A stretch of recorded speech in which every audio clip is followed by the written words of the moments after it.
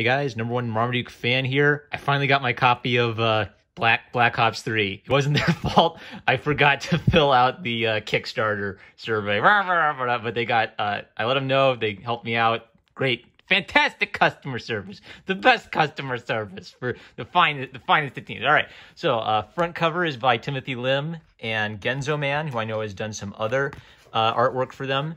Back cover is by Jacob Gerber. I'm going to do like a combination like story and art discussion review. It's a high recommendation. You should be buying all of the Black Ops and Common America books. They're tying them all together beautifully, so it's kind of all unfolding into this bigger unified story. So if you like one, you'll like the other. If you like Black Ops, you're going to like Common America. If you like Common America, you're going to like Black Ops. The last time I did a review, I tried to find all the Easter eggs, and I was told I found a lot of them, but not all of them, and I kind of got triggered. So I'll show you how OCD I am, you two. I'm going to see if I found all of the Easter eggs this time. There are a couple that I know are Easter eggs for something, but I don't know the person who is being referred to. So, I don't know. Tim or Mark, if you let me know who these cool people are, who you're paying homage to, I'll go check them out. But in addition to my OCD Easter egg hunt, I will also discuss the story. So, TLDR, Book 1 and Book 2, we met USAGI, who is part of Operation Black Ops, and his handler, Penelope, is like the third generation of human who's been caring for this superpowered rabbit. Now, there's a really neat thing where they've been gradually building up Penelope, where at first she's kind of an ordinary person, and then in the second book she gets a little heroic moment, but she's still a private citizen, and now she is a private civilian contractor who's been trained for military operations. So one of the really neat things they do, and they do it again in this book, is when they introduce new characters, they take a little bit of time to kind of introduce you to them, help you get a feel for them, and let them, it's called earning your spurs. So once you earn your spurs, you get to go out and be a hero. You don't just magically drop into being an ultimate badass. Penelope has kind of earned her spurs in previous books, so now this is kind of like her chance to shine and be a badass, and they're also setting up characters for future things. So, first one I noticed is Matthew Veely, the creator of Otis Stein. Now, these are really tiny. Most of the Easter eggs are the name placards of like the bad guys. Another neat little world building thing is that the two evil groups, what do they call it? I think it's Ningen, which is the military group, and Cryptic, which is kind of a scientific group. So it's a little bit evocative of, you know, like how Cobra Commander, they're always, you know, building, you know, giant space lasers and things. There's a scientific division and a military division, and they don't exactly have identical structure or goals, but the two bad guy groups work together. So that's kind of a neat little world building thing. I think Otis Stein is still being crowdfunded. So I guess one of the nice things about the Easter eggs is they're showing a lot of love to indie comics culture. And I'll talk some more about kind of like just the way they show love to different people as I go. If you want to like build up cred or goodwill in comics or as an artist, it's good to find kind of like like-minded people who share your hobby and interest. Be nice to them. Be nice to them. This page, there's a little homage to Preston Poulter, who I know is a YouTuber and does comics, and Doug Garrett, who I know does music, and he actually did kind of like a theme song for USA GI, so that's kind of neat. And it's also kind of funny that they all end up, I think every one of them ends up dead, so that just adds some humor to it. Patriotter we met in book 2, and I kind of like that he's a Han Solo to USAGI's Luke Skywalker. He gets some moments where he's just kind of like doing his own thing and kind of like a ruthless badass who loves killing. And it's nice. There's a really great, it's amazing how these characters are animal characters who don't speak, yet they have so much personality and you kind of understand the back and forth between them. So that's kind of neat.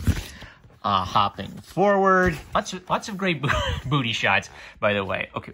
Oh, shoot, I threw it away. Okay, I know what this is. So this is an homage to Just Some Guys YouTube channel behind the monitor there. And there's a teeny tiny picture that's so pixelated I can't make it out. So that's possibly an homage, but I can't see clearly what it is to interpret it.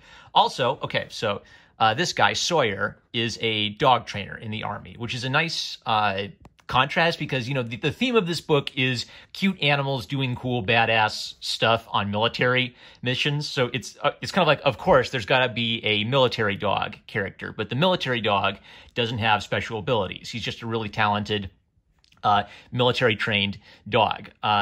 So the guy who handles him is sort of just watching. He's not getting to go on this mission, even though he's kind of been tapped to have a place in Black Ops, which means we're getting introduced to him. We're getting a feel for him.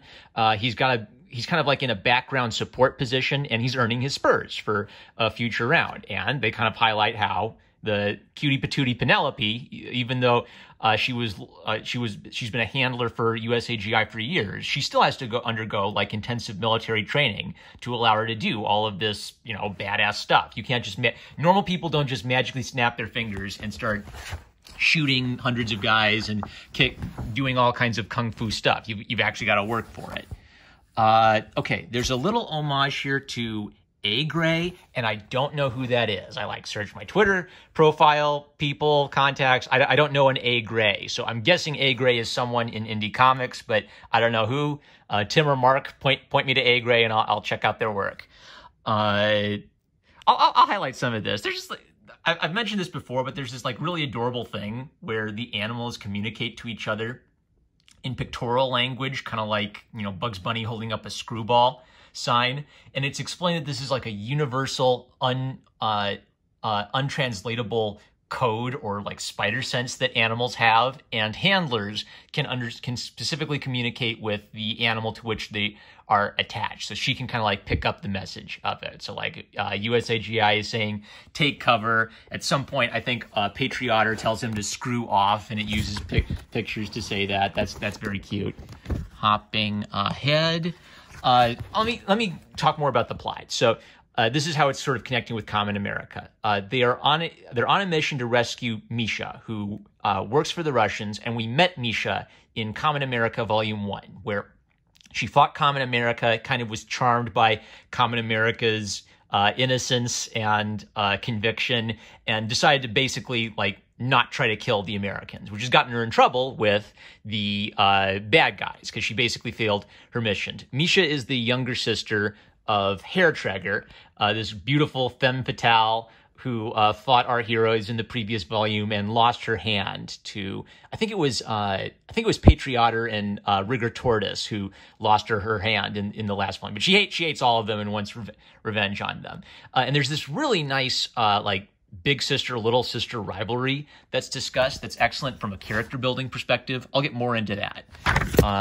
Hopping ahead, we have a homage to Comic Book Hut, a outrageous YouTuber and an artist, and I don't know this artist.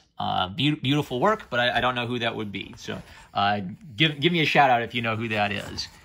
Make sure. Okay. Yep. I love this. So this is just a nice little thing where I like that Timothy Lim actually connects his onomatopoeia to the art. A lot of onomatopoeia is just sort of slapped on with like a default font. And here it's swing, but it also is a cutting action as Patriotter is swinging around Rigor Tortoise with razor blades, like a chainsaw tortoise. And he adds kind of like this sharpness to it to connote the idea that it's cutting through them. That's great. Great little details.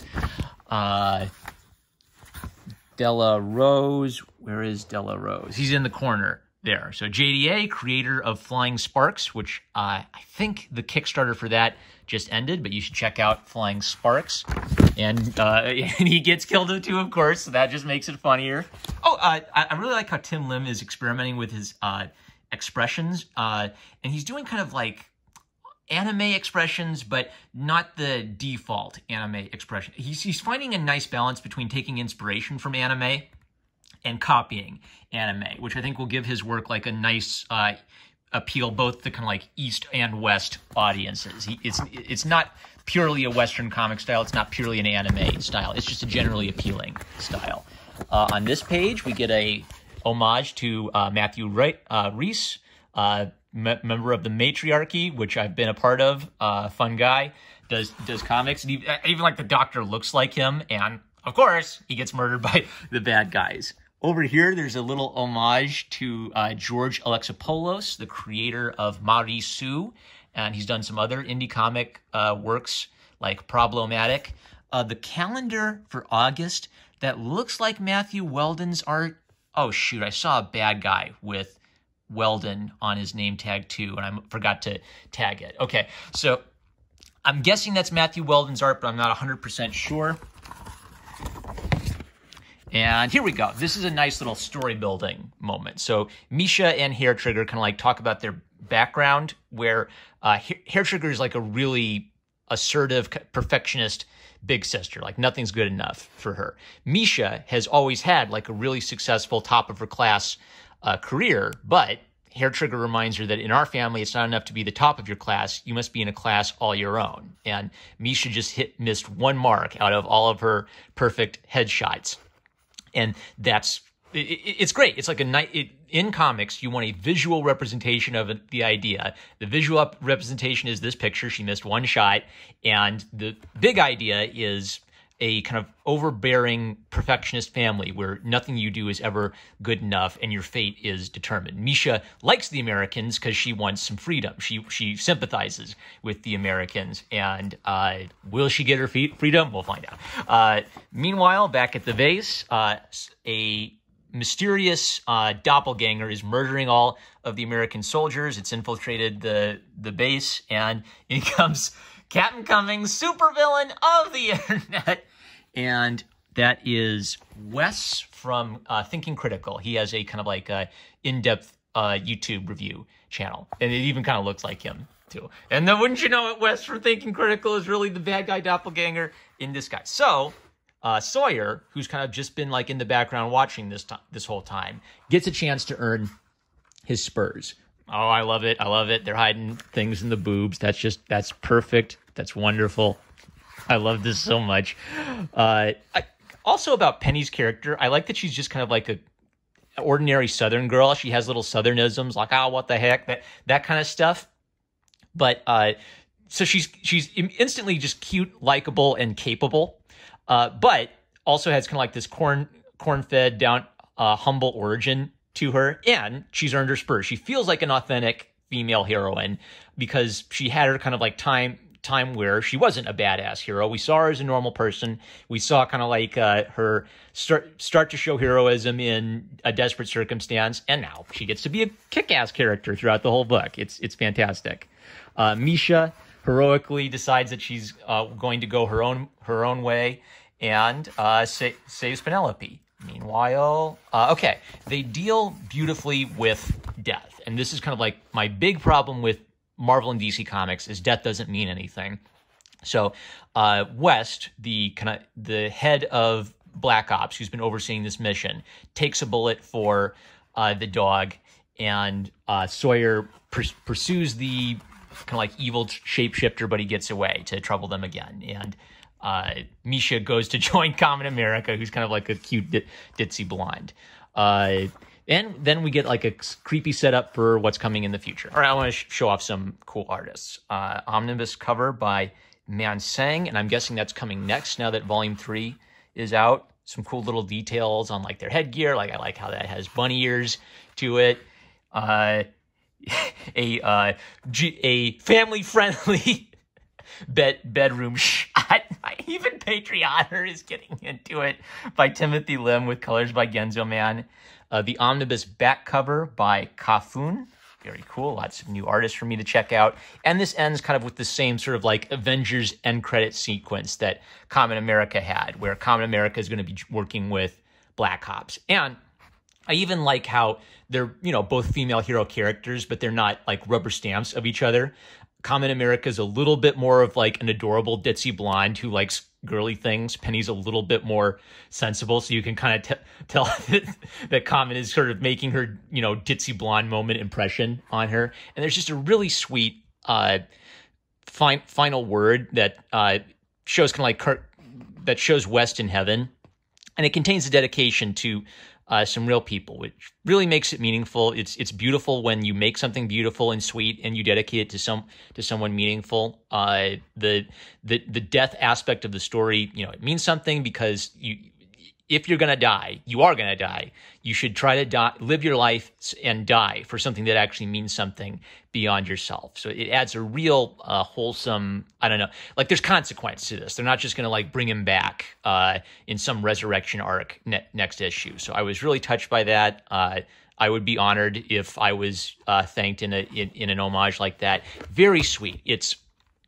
fun superhero comics with fun action adventure stuff and cute girls with that beautiful eternal, there's something meaningful about heroism aspect to it underneath it, which is what a good superhero comic book story needs. The good superhero comic book story shouldn't be for a cerebral college student. The good superhero comic book story should be for a child and contain a solid element of heroism that calls the child to a greater idea of heroism. That is what the target audience for a comic book should be. That is exactly what Mark Pellegrini and Timothy Lim are delivering. Excellent. Can't wait for Common America Volume 2. I think it's already, I forget how many books I backed and which ones I filled out the surveys for, but I know that Common America 2 is coming soon. Don't miss it. Get it. You will be sorry if you miss these books. I'm #1 Marmaduke fan. I love you guys. I still don't think I got all of the Easter eggs, but I tried. Catch you later.